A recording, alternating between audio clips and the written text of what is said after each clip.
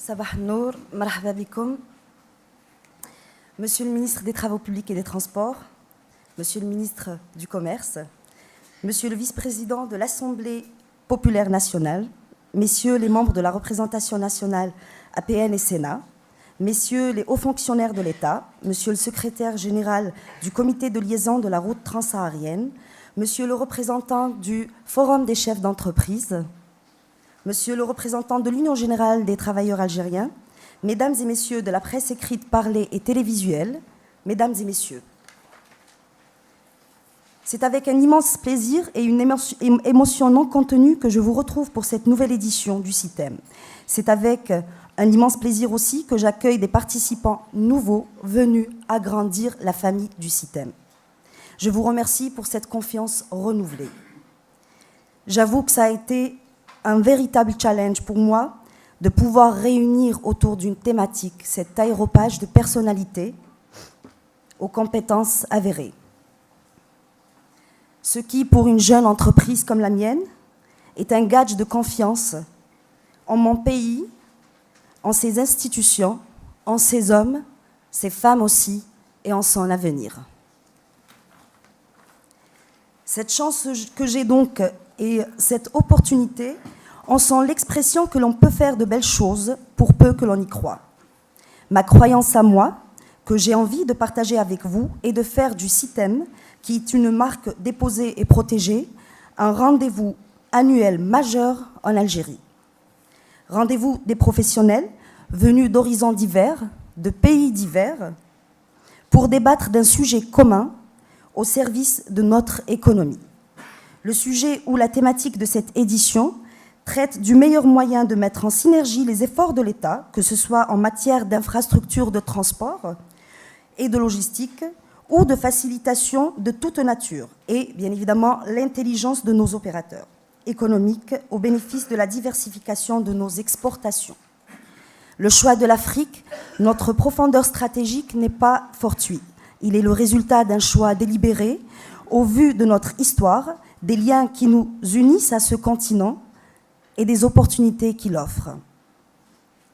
J'ai voulu montrer que beaucoup de choses ont été faites en matière d'infrastructure, les interventions de la NESRIF, dans les réalisations dans le domaine des chemins de fer, de la SNTF, pour les solutions en matière de transport ferroviaire, de l'ADA, pour le développement des autoroutes, des groupes JITRAMA, JITRA et GK pour les autres infrastructures, et sans oublier bien évidemment les groupes GATMA et Serport pour tout ce qui s'entreprend dans le domaine de la marine marchande et des ports, n'en sont qu'une expression de ce qui a été fait en Algérie durant ces 20 dernières années.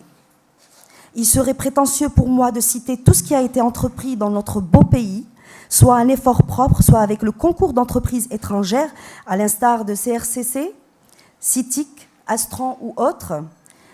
Le site qui accueille d'ailleurs notre symposium, le CIC, qui porte le nom d'un illustre Algérien, Abdelatif Rahal, est le fruit de cette intelligente coopération avec les partenaires étrangers. J'ai voulu montrer aussi toutes les facilitations accordées à nos opérateurs, que ce soit en matière de facilitation à l'investissement ou d'accompagnement à l'exportation, mais qui demeurent parfois méconnues. Raison pour laquelle les interventions, notamment du ministère du Commerce, d'Algex, des douanes algériennes, de la CAGEX, permettront, j'en suis convaincue, de vulgariser tous ces mécanismes de soutien. Je voulais également répondre aux vœux formulés par les participants à la précédente édition du symposium, traiter de la production nationale, de l'arbitrage international, des routes à l'exportation, à l'image de la route transsaharienne. Du coup, traiter ces points ne va pas sans aborder le développement des zones frontalières, avec notamment l'ouverture d'un poste frontalier entre l'Algérie et la Mauritanie, créant ainsi une route additionnelle en direction, entre autres, de l'Afrique de l'Ouest et de l'Afrique australe. Le programme de ces 2 journées est une succession de tables rondes, d'ateliers et de rencontres d'affaires que je vous invite d'ailleurs à consulter. Tous ces efforts, toute cette synergie a pour objectif d'offrir un environnement favorable au développement de toute la chaîne logistique au profit de l'économie. Mais avant de conclure, je voudrais, si vous le permettez, revenir sur cette notion du Made in Bladi qui doit céder la place au Made in Algeria.